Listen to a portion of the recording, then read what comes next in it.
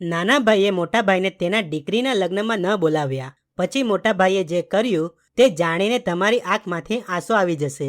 ઘરની અંદર સૂઈ રહેલા મહેન્દ્રભાઈ અને તેમની પત્ની રૂકમણીને ડીજેમાં વાગતા જોરદાર ગીતના કારણે આંખો ખુલી ગઈ. બંને ખૂબ દુઃખી થઈને બેસી ગયા. કારણ એવું હતું કે તેમના બાજુના જ ઘરમાં તેમના નાના ભાઈ રાઘવ રહે છે અને કાલે તેની દીકરીના લગ્ન છે. તેની જ મહેંદી અને સંગીતનો કાર્યક્રમ ચાલી રહ્યું હતું. પરંતુ જમીનના કારણે થયેલી ગેરસમજના કારણે બંને ભાઈઓ વચ્ચે પાછલા 2 વર્ષથી વાતચીત થતી નહોતી.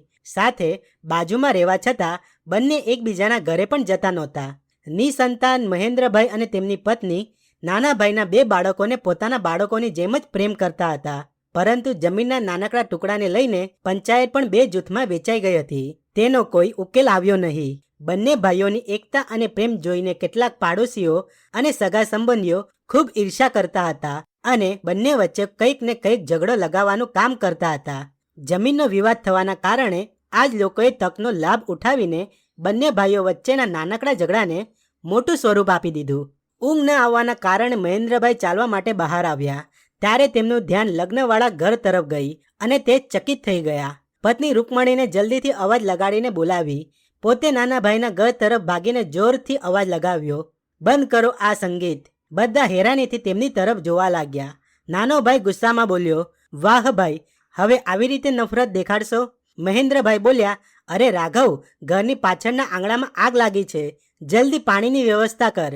આ દરમિયાન બધાએ જોયું કે રૂકમણીએ પોતાના આંગણામાંથી પાઇપ લગાડીને આગ પર પાણી ફેંકવાનું શરૂ કરી દીધું. પછી ઉતાવળમાં બધા મહેમાનો આગ ઓલવવાની બદલે પોતાનો જીવ બચાવવા માટે દોડવા લાગ્યા. પાછળના આંગણામાં જાનૈયાઓ માટે ભોજનની તૈયારી કરી રહેલા એક રસોઈયાની ભૂલના કારણે ત્યાં રાખેલા ઈંધણથી આગ લાગી ગઈ હતી. આગ લાગવાના કારણે ઘરનો મોટો હિસ્સો બળીને ખાખ થઈ ગયો અને કાલે આવનારા જાનૈયાઓ માટે જે ભોજનની તૈયારી થઈ રહી હતી તે સામાન સહિત બધું ખાખ થઈ ગયું.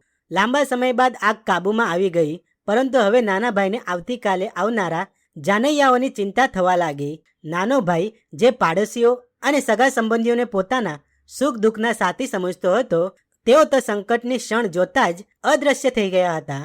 નાના ભાઈ રાઘવ પાસે કોઈ જ હતું નહીં, કારણ કે બધા જાણતા હતા કે રાઘવને પૈસાની સાથે બીજી ઘણી મદદની જરૂરત છે.